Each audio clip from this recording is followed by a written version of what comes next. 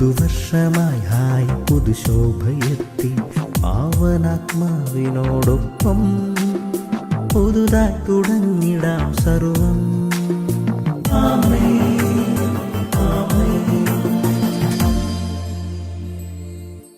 യേശുവിന്റെ ഏറ്റവും പ്രിയമുള്ള കുഞ്ഞെ, സങ്കീർത്തനം 85:9.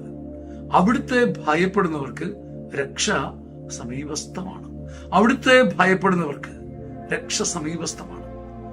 നാം സാധാരണഗതിയിൽ മനുഷ്യരെ ഭയപ്പെടും, മാമൂലുകളെ ഭയപ്പെടും, കെണികളെ ഭയപ്പെടും, മനുഷ്യന്റെ കുരുക്കുകളെ ഭയപ്പെടും. മനുഷ്യന്റെ കുരുക്കുകളെ ഭയപ്പെടുന്നവർക്ക്, കെണികളെ ഭയപ്പെടുന്നവർക്ക്, മനുഷ്യന്റെ നിമിത്തങ്ങളെ ഭയപ്പെടുന്നവർക്ക് ശിക്ഷ സമീപസ്ഥമാകുമ്പോൾ ദൈവത്തെ ഭയപ്പെടുന്നവർക്ക് രക്ഷ സമീപസ്ഥമാണ്. നോക്കണേ, ഒരേ തരത്തിലുള്ള ഭയം ഉണ്ടാക്കുന്ന രണ്ട് ഫലങ്ങൾ. ദൈവത്തെ ഭയപ്പെടുന്നവർക്ക് രക്ഷ ലഭിക്കുമ്പം മനുഷ്യനെയും കെണികളെയും ഭയപ്പെട്ട് മല്ലടിക്കുന്നവർക്ക് ശിക്ഷ ലഭിക്കുകയാണ്.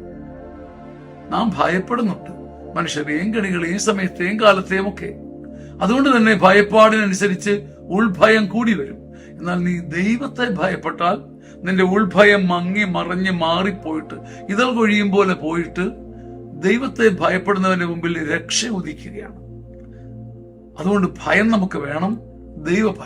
ദൈവഭയം എന്ന് വെച്ചാൽ ഉള്ളുകൊണ്ടുള്ള ദൈവസ്നേഹവും ആരാധനയും നന്മയും.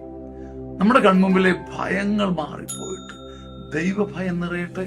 ആമേൻ. ആമേൻ. ആമേൻ.